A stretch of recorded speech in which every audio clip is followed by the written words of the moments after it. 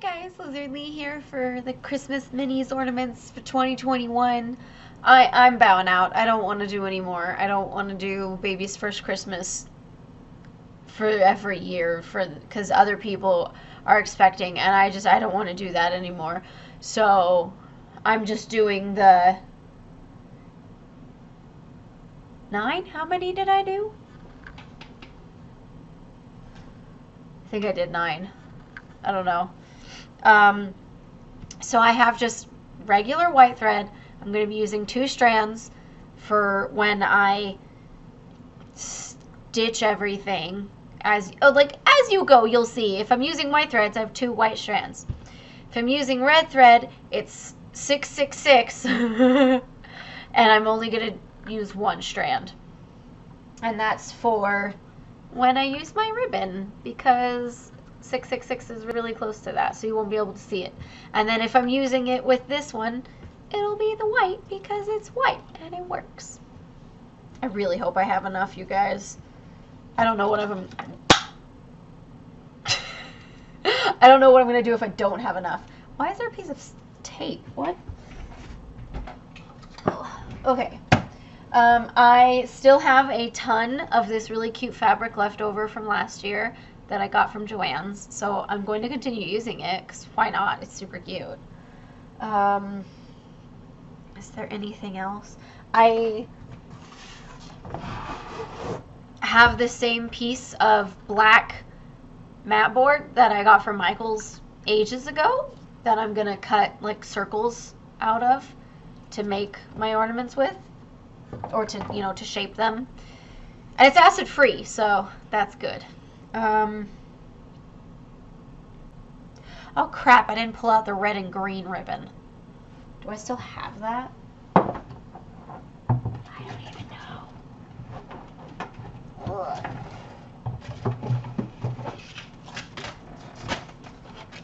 Okay. Well, I have this red, so that'll definitely work in a pinch. Is this a darker red? I can't tell. That is a darker red. So I've got 2 reds. I can work with that. No one needs green, because everything else is blue. That's just weird. That's what my family does. We do blue and silver.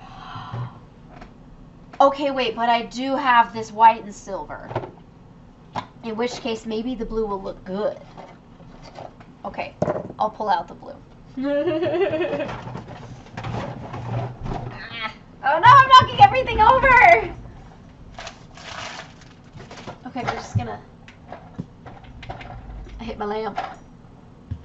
I hit the lamp. Okay. I don't know if I'll be able to finish today. I have... How many did I decide? 9? I have 9 to do? Oy. So, yeah. Wish me luck. We're going. We're going. What are we starting with? I don't know. That was your job. Shadow and Bone? Yeah. Okay. I watched a video on it, and DJ got snippets of it several months back, actually, wasn't it? Mm-hmm. It was a while ago. And I thought it looked really cool. But, they were talking about, like, tropes and all this other stuff, and I was like, eh. And in my memory, the only things that I remembered were the main plot around, what's the main girl's name? I don't remember. Her and the guy. The son girl. I don't remember her name. Sunland. What? Alina. Okay, yeah. So the video I watched, I feel like it focused on Alina and Mal, yeah. And to me personally, they are the least interesting of the 3 different storylines that and to be the fair, show they're follows. not exactly bad. Oh, no, they're not bad. It's just like, it is tropey. That is very tropey. And it's like, oh, she's the chosen one. She's very special. And I still enjoyed it. Like, I am very excited that they're already renewed for a season 2. I will absolutely watch it. But my favorite was the trio. And I also don't remember their names. Kaz. Kaz, yes. And Flirt Face is what I always Flirt called Face. him. I don't remember his name. Jesper. And then the girl. Inej. Inej? Inej. Inej. I don't think that's pronounced right, but okay. That's how it's spelled. Inej? Something like that. I don't know. But no, Flirt Face, Jesper, was my favorite. You guys, this dude, he looks like he's perpetually flirting. And I adored him. Resting flirt face. Yes, that's what I said, was he had resting flirt face. It was so precious. Like, I can't think of a single time where I was ever like, he's not flirting right now. No, he was always flirting. And I don't know if it's just because... He was panicking in terror at one moment. And yet his eyes were still saying, flirt with me. I'm flirting with you. Like, I don't know if it was how he acts, or if that's just what his eyes look like to me, and his lips. Like, everything about him. I think that was definitely for the part. Like, he had... Okay, well, then he's an amazing actor, because I absolutely kind of fell in love with him. Like, he was my favorite character. Mm-hmm. And, oh, it was so good. Good it was. And then the third small plot line, like, it doesn't get nearly as much screen time as the other two, is... the female heart-wrencher? Is that what she was called? Heart-render. Heart-render. And the male the barbarian guy who is against magic. I don't know.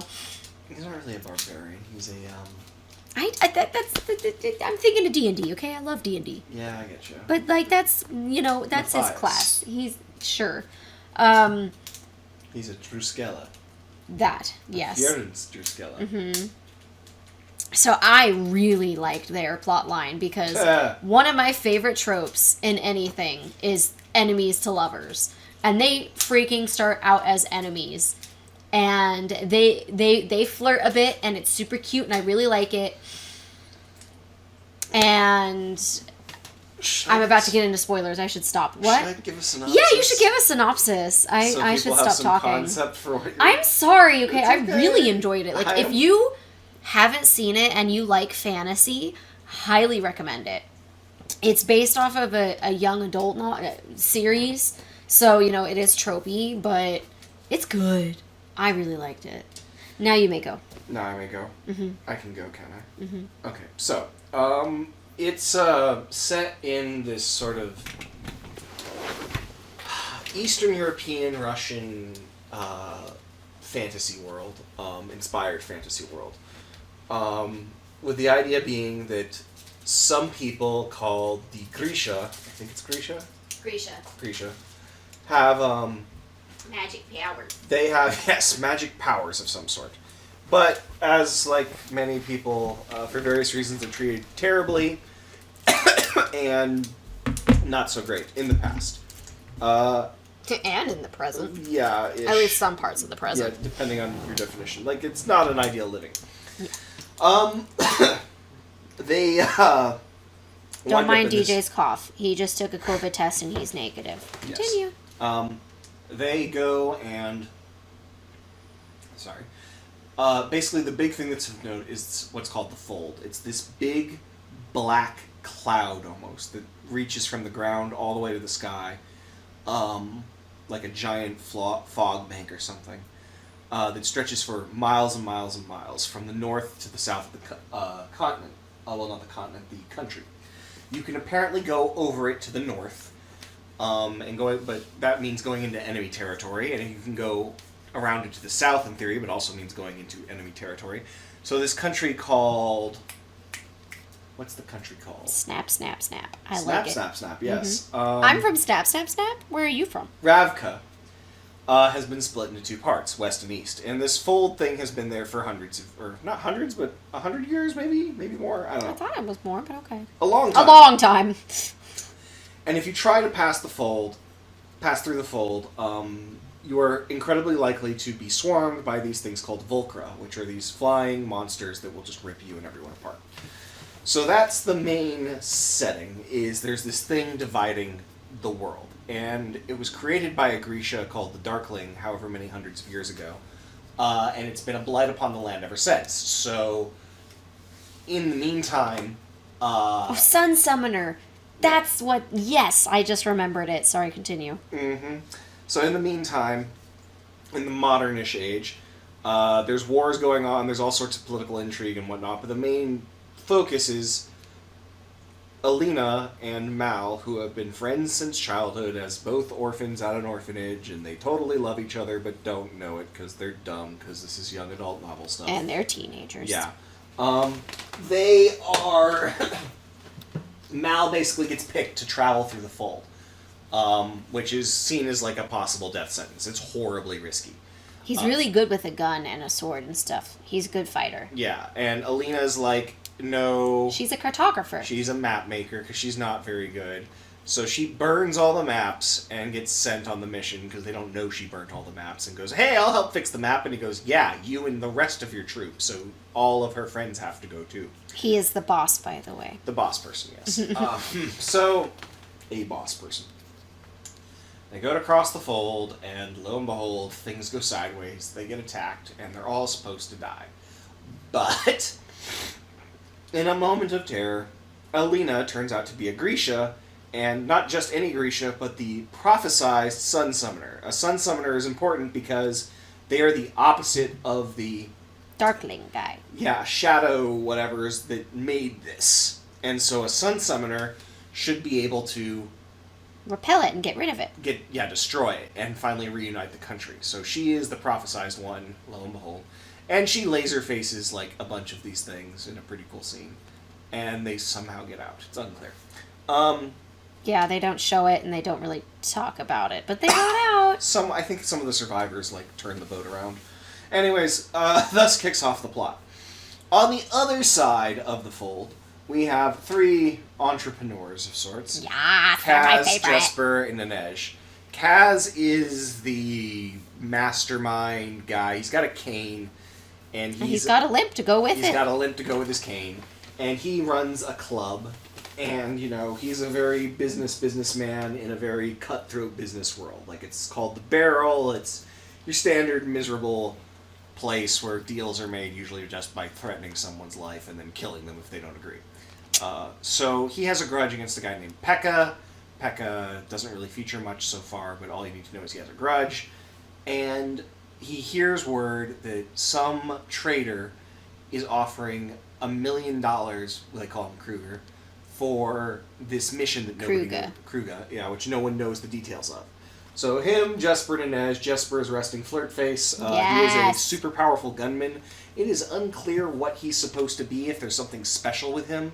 Like, yeah, some people made it, like, they alluded to the fact that he had, like, magic or, like, some kind of specialness about him, other than just being a good aim. It might just be that he's from some country or something. I'm not sure, but... I don't know. I love him, though. He's my favorite. Oh, he's the main character of a spinoff. Anyways. Oh, heck yeah, I would watch that. Well, you're going to have to read it, because I don't think it's going to get a show. But... well, if it has an audio book, I would listen to that. Yeah, just after you finish this. Anyways. Mm-hmm. Well, no, I have to finish. Yeah, I know. Rhythm of War. Rhythm of War, thank you. Anyways, Oh, whatever. So, they, and it's, Jesper and Inej, who is this... rogue. She's a rogue, but she's, I guess, what is she, Indian, Arabian? I'm not really sure what her... She looks Indian. Yeah, but I don't think they really, like, discuss where she's from. Again, this is all, like, that Eastern European, Middle Eastern sort of implied area thing. Yeah. So it's not your standard setting. I mean, she's not spoken to the way Alina is. Like, she doesn't look like she's a... Shu. Yeah, Alina's also half Shu, which I feel like is supposed to be... I don't know what it's supposed to be, but clearly some sort of Asian, and they imply that... I believe they're supposed to be at war with the Shu, so a lot of people treat her like trash. But that's a side thing. Anyways, so they're all going to this guy... and they go to him, and it turns out he's got one of the survivors who made it all the way through the fold from that nightmare trip that Alina became the Sun Summoner in.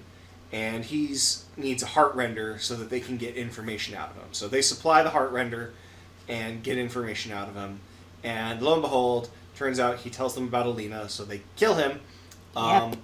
And then now they know, and he says, hey, go across the fold, kidnap the Sun Summoner, bring her back to me, Million Kruger. You have, like, a day.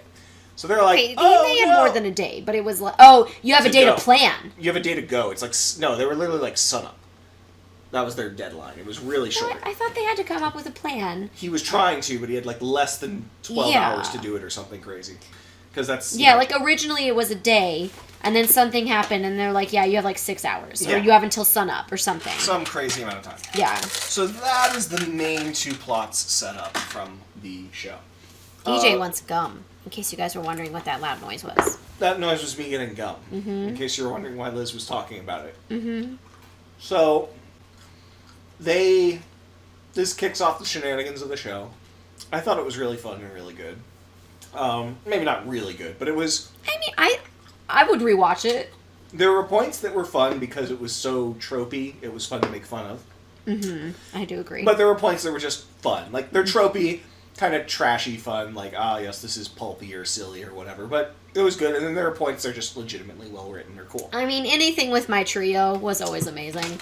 Like, Milo is still one of my favorite things in the world. Milo is a goat. That baby goat gives me so much joy. So, I started watching the show with my mom, because she had watched it. And she was over while I was watching at my dad's house. So we're like, let's put something on, because we're cooking Christmas dinner. And I started watching this with her, and so it had, let's see, resting flirt face, it had a baby goat, it had enemies to lovers as a thing. I was like, gee, I need to stop watching this because I need to make Liz watch this because this is a 120% Liz production. And then I had to blackmail her into getting her started, but it worked. And then the goat was on screen, and then I was just squeeing for the next, 20 minutes. Yes, there's a baby goat. It's so cute. And then Flirtface is, best friends with them for, 10 minutes. My 2 favorite characters. Best friends. I love it. So, as far as the show goes, it's really neat. I'm very curious about the powers, because they kind of don't go into major detail about the powers, which I appreciate because sometimes going to that level of detail can be pointless. You just kind of find out through, context clues, okay, yeah, the guy throwing fire. Okay, throwing fire is a power. Oh, this person can, blow wind. Okay, blowing wind's a power. They don't break down in, incredible detail through some excuse well, here's all the different types of Grisha. You do meet a really pretty woman who's a tailor, though, and she can, fix your skin, change your hair color, make you look like you're not tired anymore. It's really cool. There are a lot of really neat powers. Then you get the Shadow Man. Yeah, so the general of the army, one of the main generals of the army, is a shadow guy, and he can manipulate shadows, and that's frowned upon because it means he's a direct descendant of the guy who created the Fold, because that's shadow magic. And so he comes to help take Alina to what they call the Little Palace, which is this thing that he's built for all the Grisha to live in. It's a nice little... train in. Yeah, live and train in.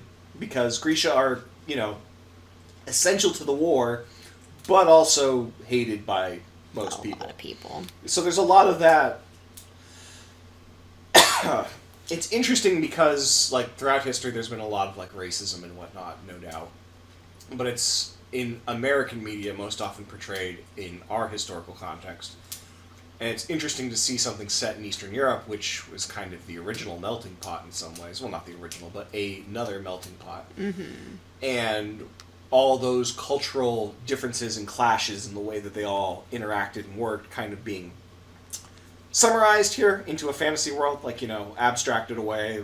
Obviously this is all kind of loosely based on, again, how Eastern European cultures would interact and whatnot, and I believe there's some Eastern European myths that are being referenced here, although my knowledge is not solid enough to bet on that. But it's just refreshing to see a different take and to see different material, because it is really interesting material and really interesting stuff, and that's a very rich part of the world as far as history goes, and it's seldom explored. So it was nice to see something to a setting there. And then watch 2 dumb kids who clearly love each other be dumb about it. Oh my god, they were so dumb. But, oh no, some of my favorite scenes... Did you know that people can intercept your letters? Oh my goodness. Really? Freaking kids. But no, some of my absolute favorite scenes, barring the ones with my trio, are the ones with the shadow guy. The way they animated his powers and what he could do with them was awesome. Also, Liz thinks he's really hot. He is very hot. It's true. The guy in the enemies to lovers trope is also hot. Jesper's also hot. I mean, he has resting flirt face. Like, I don't think anybody could not be attracted to him. I see. If you want to say you're not attracted to him, I don't believe you, because you agreed with me that he's always flirting. I said and that's just... That doesn't mean I'm attracted to him. Look him up. He's gorgeous. Right. So yeah. I mean, it's a show. Of course they get gorgeous people. No, I know, of course. Like, I think the only thing that was kind of weird to me was the guy who plays Mal. There's a the younger version of him in Memories and the current version of him that's older. They do not look like anything alike. Yeah, I agree. Like I like the younger version has longer curly hair and the current version has a buzz cut, but like you can find people who have very, very different hair like that and still make them look alike, and they didn't look alike to me. It was very weird. Like, every time they showed him, I was like, wait, that's supposed to be Mal? Oh, okay. It was weird. Fair enough. So good, though. Like, honestly, I really recommend it. And, I mean, they kind of leave off on a cliffhanger. I mean, it overall, I'd say it has a happy tone with the end to it. Yeah. But I'm very excited for season 2. Yeah. And I guess I was just reading up on it. Apparently, what the show did is there's 2 books. There's Shadow and Bone and Six of Crows, and those take place as separate books. So one of them focuses on Alina, one of them focuses on Jesper and all them. So they combined both of them at the same meshed time. it together. Okay. So, yeah. They're good. I mean, makes sense. Their timelines, at least in the show, intersect. So. Mm-hmm. Spoiler alert, they meet, you guys. Eventually, or at least their timelines intersect. Oh, interesting. Did not notice that. What? Oh, nothing. I'll explain it to you later, because it's spoilers, and it's spoilers for you, too. Oh.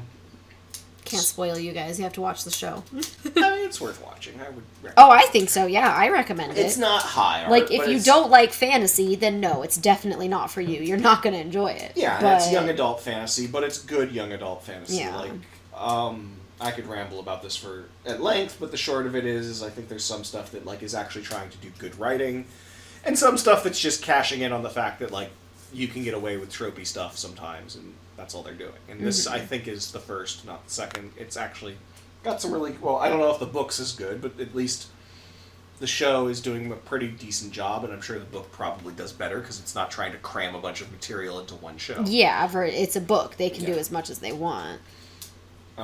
Usually the books are better. So, yeah. There we go. Anything else to add? Who was your favorite character? Huh. While we were watching, he said it was Kaz, but that could have changed since we finished. I think it's still Kaz. Kaz is really fun. That's the guy with the cane. Mm-hmm. I do like the Nina and Matthias thing. It's tropey and pulpy, but it's I love it. I love it so much. Mm-hmm.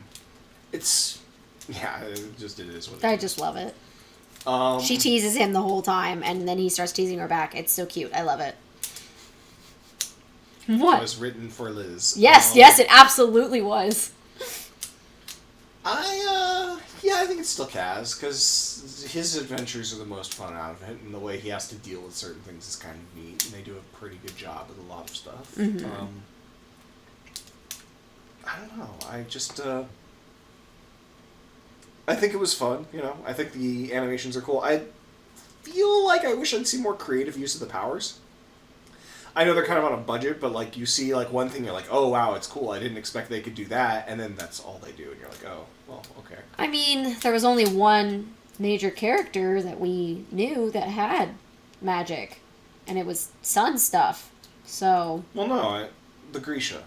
Yeah, but that's the thing. None of them were main characters. All the Grishas. Well, even then, we still have a lot of interaction with various Grisha. Mm. We see, like, maybe one of them do more than one thing with their abilities, whereas the others are pretty straightforward. Like, it's implied they can do more, but you never really get to see. Wait, how is it implied they do more? Well, like, for example, we see the woman who can do the wind stuff. So she can obviously, like, put a strong wind or a light wind. We saw one guy who also had those powers summon up sand as if he was, like, going to use it to be abrasive and then never fought anybody. There was just a lot of little stuff like that, where it's like, obviously, they're more creative with this than they're showing. And I don't know if that's just the book doesn't bother to go into it, or if they just don't have the budget. For it, sort of thing. Which, like, that's totally fair. You only have so much money. But I mean, the shadows. Shadows were awesome. Shadows? The shadows Shadow Man used. Oh, yeah. I'm terrible with names, you guys. General Kerrigan. Him, yes, Shadow Man. I literally called him Shadow Man the entire time we watched it. I don't know why you didn't know who I was talking about. I knew who you were talking about. I didn't remember him. I thought you meant... Never mind, doesn't matter. I thought you meant he summoned Shadow Man, and I was like, I don't recall that. No. Yeah, exactly. So... is good, do like, yes. Would recommend. Would rec, yeah. Okay. Next show stuff that we watched would be... Venom? Venom. Am I going or are you going? I'll go. Okay. So, Venom, for those of you who've been living in a cave, is a Spider-Man villain. We were living in a cave. Oh. Okay. I thought he was gonna say... No, please! Make fun of me more while you're wrong! I thought he was gonna say who haven't seen it yet. Spider-Man is one of my favorite heroes of all time, you guys. So I knew who Venom was. So yes, many movie, years ago. The original, came out a while ago. I heard mixed things about it and avoided it. But we've heard better things since then and finally decided, hey, what the heck, let's watch it. And, again, as I was saying, for those who live in a cave, Venom is a Spider-Man villain, but for those who don't follow all the drama of rights, it's kind of weird because Spider-Man is owned by Sony, but they're loaning him out to Disney because they want to make boatloads of money, so he's showing up in Disney Marvel movies, but Venom isn't because Venom is still under the Sony umbrella and they don't want to put him on loan, so they made this Venom movie that doesn't feature Spider-Man in any way or any obvious references to Spider-Man or anything in the Spider-Man universe, except for Eddie Brock, the guy who gets infected by Venom. Yep. Eddie Brock is, in this, a reporter who makes poor decisions. Oh, man. I was yelling at him for the first, 10 minutes of the movie. Mm-hmm. I was so angry. Liz was not a fan. I'm still angry. Ugh. But yeah, not a fan at all. And I mean, yeah. he It makes sense. is a jerk. And he ruins his own life. And then I get a phone call, so we pause the video. I would just like to say, DJ just came over, and he was like, "Are we ready?" And I said, "Yes," and then he walked away because he wanted a blanket. You know, you should have said, "Are you ready?" And then I could have said, "Yes," and you could have been like, "Well, I'm not, I need a blanket." Instead, you made me a liar. Because I said, "Yes, we're ready." And then you weren't. And I'm not a we, I'm an I. I'm a me. Hi, Loz. Hello. Hi, devoted. Hello. Okay, Venom. Now that we've inflicted that upon the world, yes, Venom. So, just bullet pointing it, Eddie Brock down on his luck reporter because he screwed up his own life. Loses everything, goes after the most cliche villain of villains. Yeah, that was annoying. Yes. I hated the villain. Because He was he's just this so scientist obvious. that's world-renowned and everyone loves, except he's clearly a sociopath, but whatever. And lo and behold, he's testing stuff on these symbiotes that got brought back from a space mission that his company launched. And he wants to, figure out how to use the symbiotes to go into space and stuff. And yeah, so and Brock he's using humans. Yes, because of course we jump immediately to human trials. So, Eddie Brock gets infected, and lo and behold, the symbiote is called Venom, and it takes over Eddie. Well, it doesn't take over Eddie, it works with Eddie, as yeah. Eddie has a rough time adapting to the situation. And there are a lot of really good quips in this movie. At one point, Venom is just like, "You're a loser." Yeah. And then later on, he's like, "I am also a loser." Yeah. There's a lot of it's a movie that's good in spite of itself. It's really weird that they wrote such a two-dimensional, obnoxious main plot, which is of course like the world is under threat and it's an entire apocalyptic scenario and blah blah blah blah blah. But then they also wrote just a lot of really good like cute writing, like I think my only actual problem with the movie was the villain because he was so obvious and annoying and it was boring. Yeah, quickly tell me the name of the evil symbiote. Oh God! Okay, give me a list of 4, and I can tell you which one was his name. I bet you can, but I didn't do that. So well, you need to. Of course you can, because they're all super hyper distinct. But okay, Carnage. Well, no, you can't give me one that we all know is not the answer. Like if his name is Teamwork, you need to give me like Teamwork and Teamwork and Justice. Another stupid name. Liz has really thought this through. Anyways, his name is Riot, because I can't find it. Gosh dang it, you were supposed to... And it's very contrived, but the show is good because... Like, okay, Riot wasn't my problem. It was the scientist that was my problem. Yeah, but, like, Riot is a non-entity. He wants to take over the world. Well, yeah, you only get him for, like, maybe maximum of 5 minutes anyways. Yeah, and it's just super uninteresting on that end. Like, there's a lot of other cool stuff going on, and he's not it.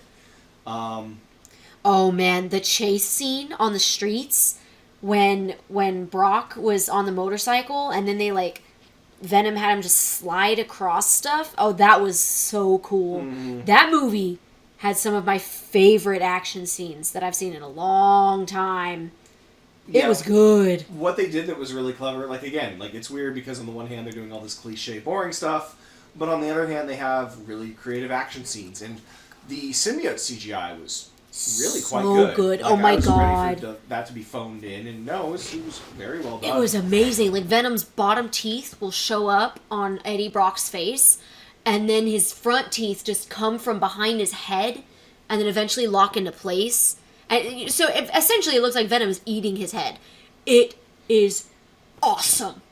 That's the same kind of animation they used in the animated series, isn't it? Yeah. Of it, like, it looks like it's eating it. That's from the comic book. Yeah, that's classic. I freaking loved it. Because, like, I saw the previews and I was like, oh, this is going to be terrible. Like, I love Venom. I love Spider-Man. And I love Venom. He was my favorite Spider-Man villain. And that's why I didn't see it, because I was like, it's going to be terrible and I'm going to be sad about it. No, it was good. I'm excited to see the sequel, and I will absolutely rewatch that movie someday. I will add that while I agree it was good, the other problem the show had was, let's see, animation fights. There was something I was about to mention and I forgot it. Sorry. Started fangirling. The girl is whatever. She's fine. I didn't like when Venom was on her. Oh, it should have been R. This movie would have been better with a hard Oh, yeah. The rating it's PG-13, yeah. and it's obvious it's one of those movies that should have just been rated R. Venom is not a nice character. He is a very violent character.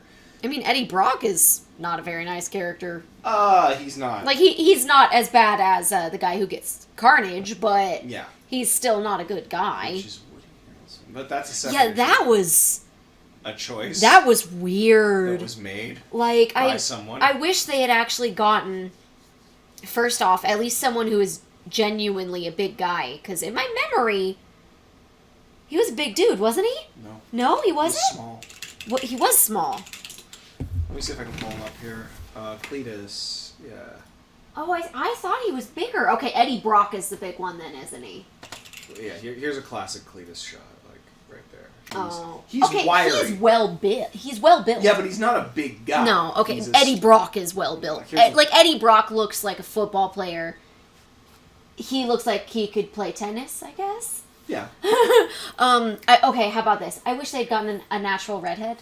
Because Woody Harrelson with hair. That red hair looks insane. Given that Woody Harrelson normally has short or no hair. Yeah, and he looks insane, not in a good way. Because that guy is totally insane. He's a serial killer in the comics, and he's a serial killer here. It was bad.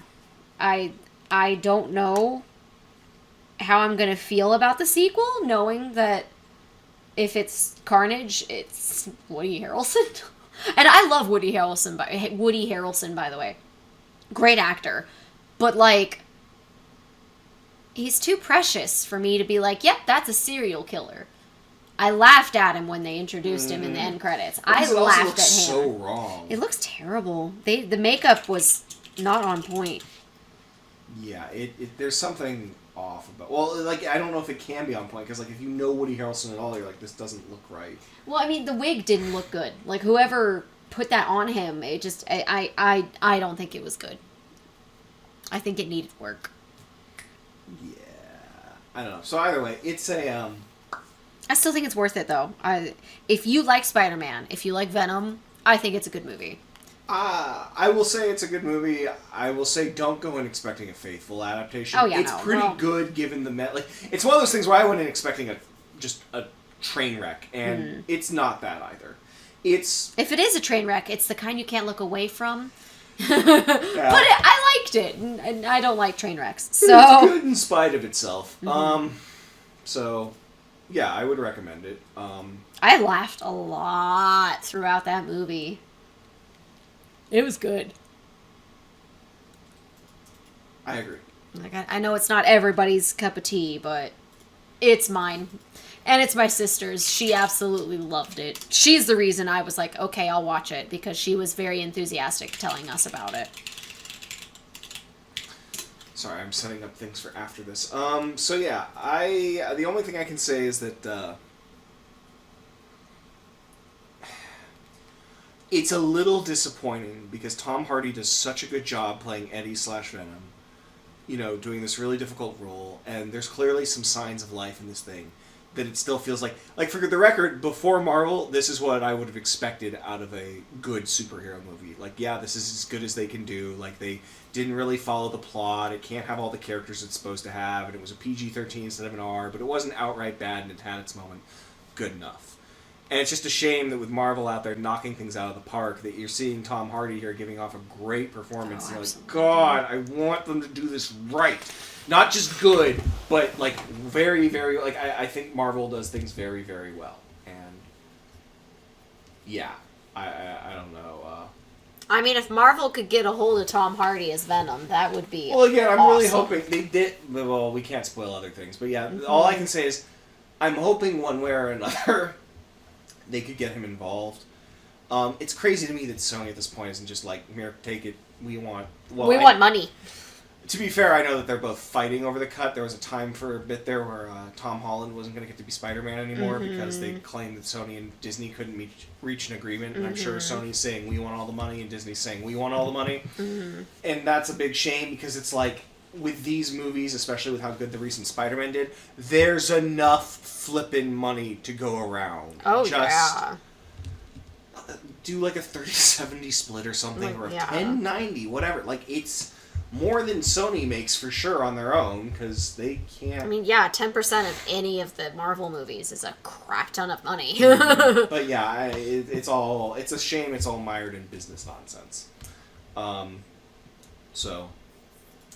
That's the only real problem with it. It's still good. It's still worth seeing. They execute a lot of things well. It's cliche. It's not as cliche as I thought it was, to its credit. There were a couple of lines that I was certain they were going to say, and they didn't. They did say others, though. We swooshed a few of them. Yeah, there were a couple where I said the line right before they did, and I was like, wow, I could have written this movie! But I say that to a lot of movies, so... And this one's way more fun. Oh, absolutely. But yeah, I don't think I have much else. We're going to watch the sequel. Oh, absolutely. I'm gonna I hope it's good. Catch up on other things that we've forgotten about, like Buffy. I love Buffy. The YouTube channel has done things. What is his name? The Passion of the Nerd. If you guys like Buffy the Vampire Slayer or Angel, you need to watch The Passion of the Nerd. He does really good analysis on those movies. Shows, excuse me. And that, ladies and gentlemen, makes 9. Alright, so I'm calling it quits for the night. All of them have been made into ornaments. I haven't put the edging on yet. Oops, I put that up too high now. I'm sorry. Okay, well, you saw me make them, so you know they're there. I don't think I have enough of this to do 9 between this one and this. I don't know. So they might just stay like this. I might add it to some of them. I don't know. Because every time I've looked, Michaels never has this anymore. And I can never find ones that are similar. I don't, like, they don't have to be the same colors. They don't have to necessarily be Christmas. I don't care. I can make it work. But I can never find them. So, I don't know. But I've been working on this all day, basically. Since noon. Or, well, when did I start? 1? And it's 7:30, so it took a while. Yeah. I don't know. We'll see what I do. Because I literally just finished, and I haven't had the chance to look at how much time it actually took me to work on these. So I'm not going to sign off because I have to do more and actually do a sign off. That works, yeah. Okay, so I attempted to wrap them around the ornaments. For the red, I can wrap 4. For the silver, I can wrap 2. So that gets me to 6. That leaves 3 left over. And I found this ribbon, which has wire in it, which is very nice. But it's a pretty gold. You can't really tell. There we go. It's a nice gold. And I have gold thread, so I'm going to attempt to put it around the edges of these. I'm sure there are people that are like, just use a hot glue or whatever, and I do have a hot glue gun, but I've been burned by glue before, literally and figuratively. And I just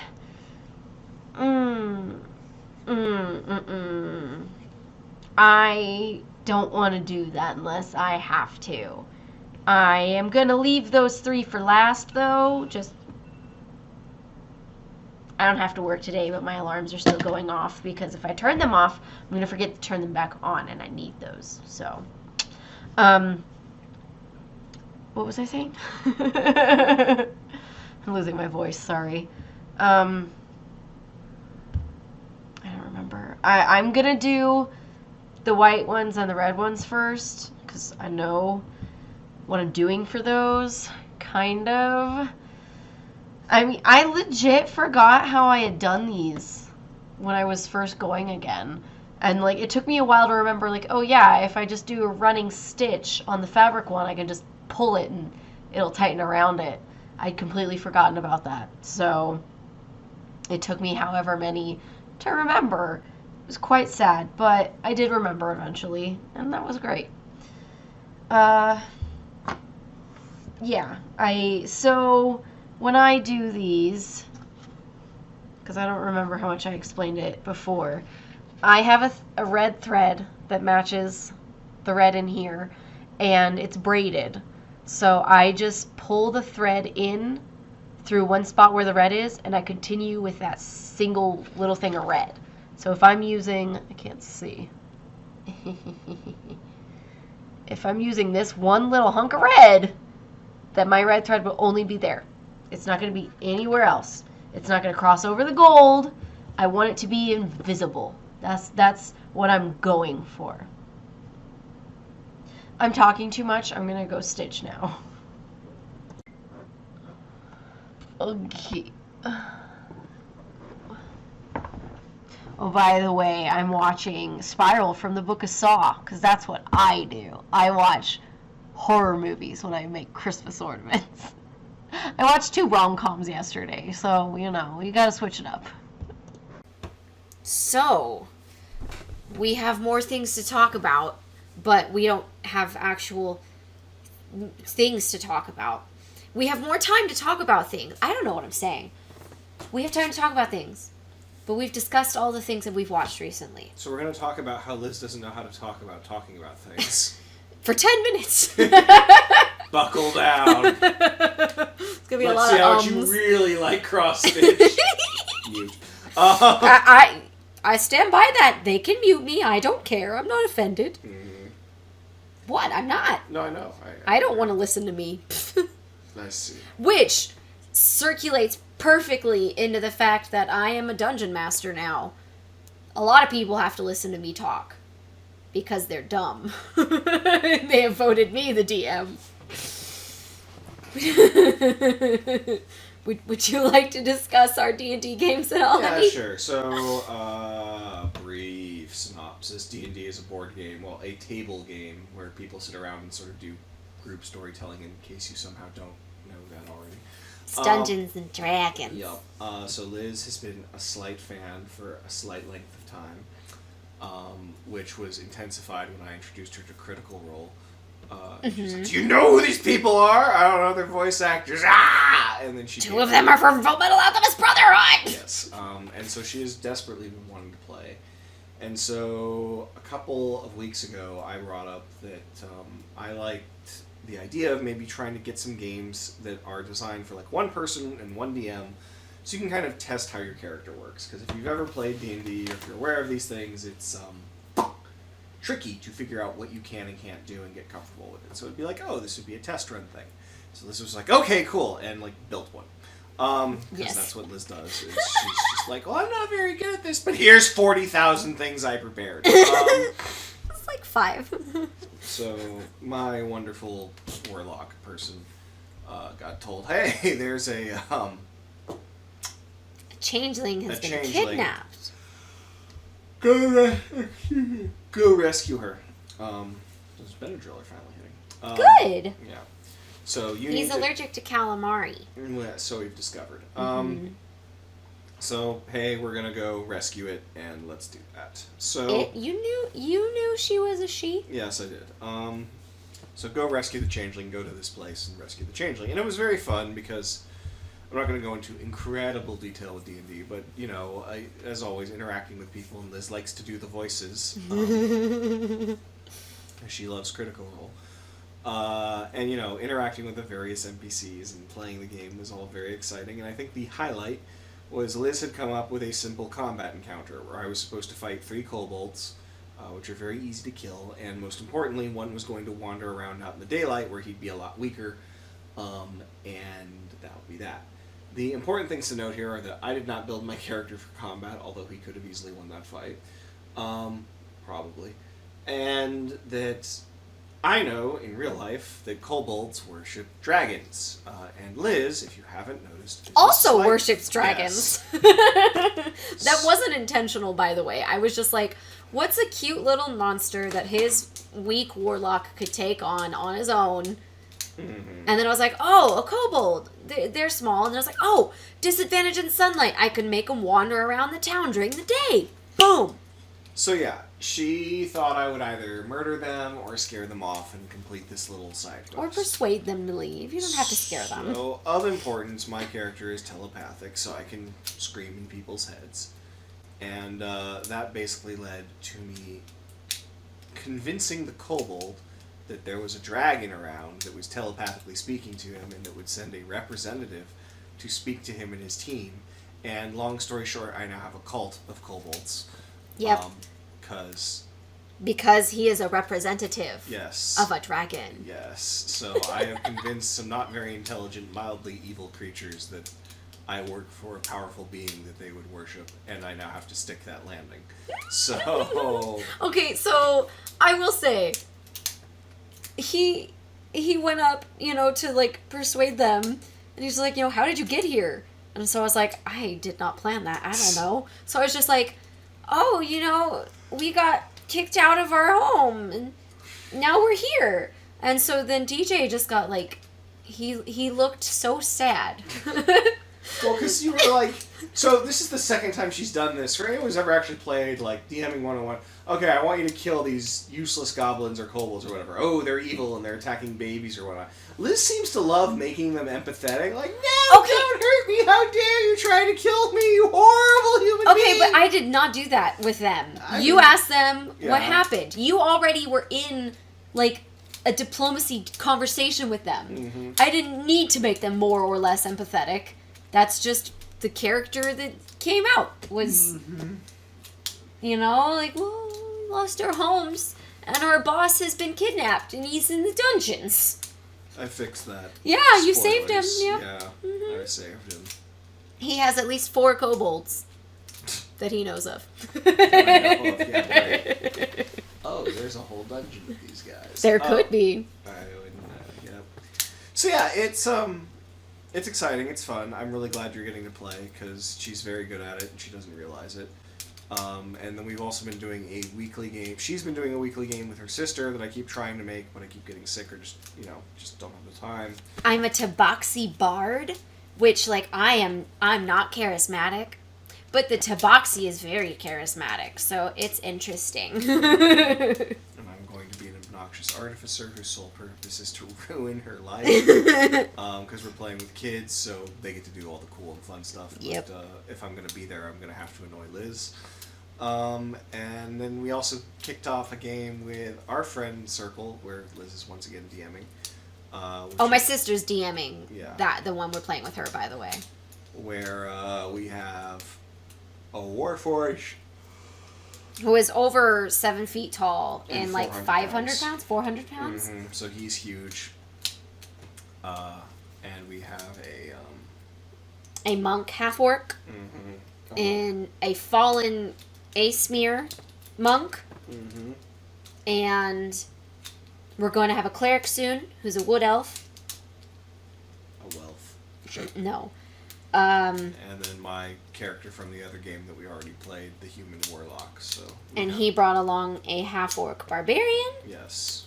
And you guys have now adopted a goblin that I didn't name because I had planned for him to get away from them. But they caught up to him and they interrogated him and asked him his name. His name is Leechhead. Because I went to a random goblin generator name and I was like, Leechhead, let's go with that. And now we've adopted him, and he is ours forever. Yep. Which is funny because Liz didn't see that coming, and again, I could believe there's slightly more crossover between the cross stitch and D&D community than the cross stitch and horrifying movies community. You know that would have happened. Like the moment there's like an NPC that the players can adopt. Oh yeah, that's our mascot right there. So we now have Leechhead following in our party, and it's going to be real sad when Liz brutally murders him. She's already planning, I'm sure. He is my character, and it's weird. Like I mean, he has. Does he have a negative int, or is it just it's either negative or it's 0. It's not high, so it's like I don't have to worry about him needing to be the one to solve a puzzle. So that's nice, but at the same time, it's kind of like if they ever force an NPC and Leechhead to talk. I've watched Matt Mercer have trouble conversing with himself. I don't think I could handle it with as much grace as he did, and he didn't handle it that gracefully. I'm just saying. You talked to yourself already. What? You talked to yourself already. As 2 characters? No. We just have to. I talk to myself as myself. I don't have to just change be my a voice to different do that. You just have to do the other stuff, and then that'll work, and it'll solve everything forever. The end. You're weird. I don't think it's gonna work. I am also currently on Benadryl and incredibly exhausted because of it, because it decided to finally start kicking in, so that's exciting. Mm-hmm. We only have Does like a Benadryl minute actually left. stop allergies, or does it just put you into a coma? Like, if you survive this, you'll be done going through allergic reactions by the time you awake. I'm just saying, when I was taking amoxicillin for 2 weeks, and I'm allergic to it, by the way, I took Benadryl. Nothing changed. So, it didn't make me sleepy. I still had hives over my entire body. But I'd been taking it for almost 2 weeks at that point, so... I think we've discovered the secret to antihistamines. They just knock you out. They knock you out. They don't knock me out. Well, you're a mutant. We've been over Yeah, it this. sucks. Wait, did you say a mutant or immune? A mutant. Oh my gosh. Nope, you agreed. No. You agreed. I have it on footage. I have you now. I could stop it. Yeah, and it'd still be recorded, and we both know. And that is the end of Christmas Ornaments 2021. I only did 9, so, like, it's not as big of a deal as last year's, but, like, I don't feel well, okay? I'm just bleh. But they're all done. They're all cute. Actually, how many... Did I repeat a lot of the same ones on the back? So that one's similar, but it's not the same.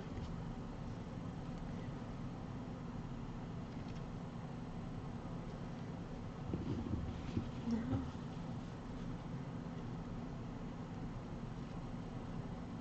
Is this girl a repeat? She's a repeat.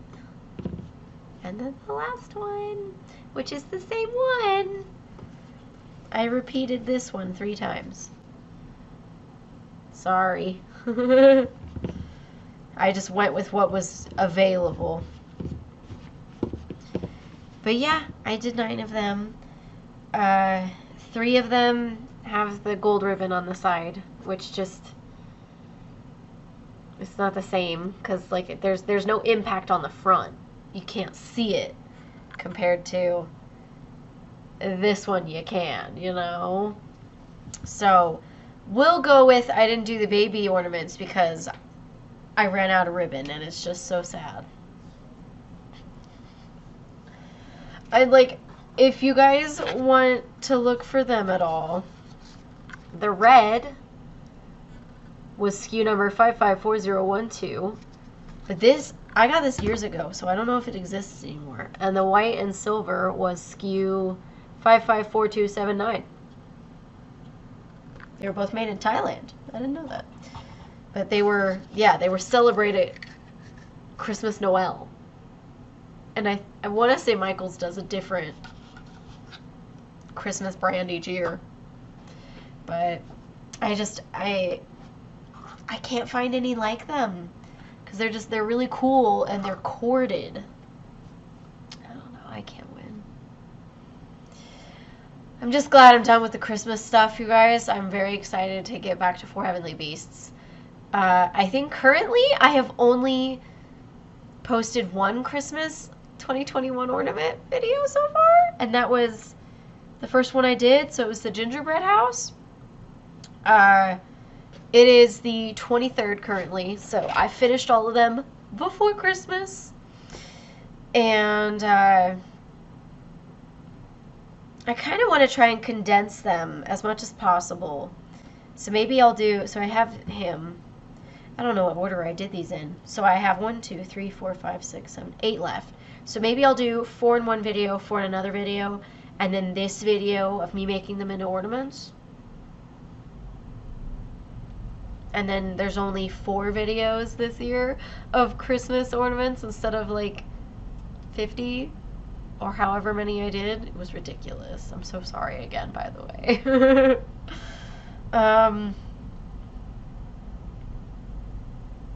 Do I have all 9 on here? 1, 2, 3, 4, 5, 6, 7, 8, 9. I do. So I don't want to. That is how I track my how many hours I have. So there was a 3 hours 55 minutes, 2 hours 15 minutes, 2 hours 17 minutes, 3 hours 12 minutes, 2 hours 38 minutes, 2 hours 11 minutes, 2 hours 28 minutes. It looks like it could have been 18 minutes. It's hard to tell because I squiggled right through it. 2 hours 13 minutes, 2 hours 37 minutes, and now this took 7 hours. So you can do that math. I'm not doing that right now. I just want to be done. I want to be done.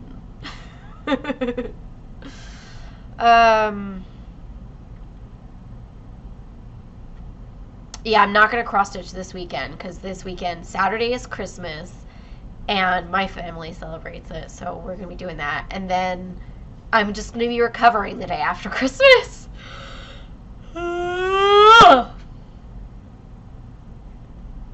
Yeah. that's all I have. Like, subscribe, share, comment, all that jazz.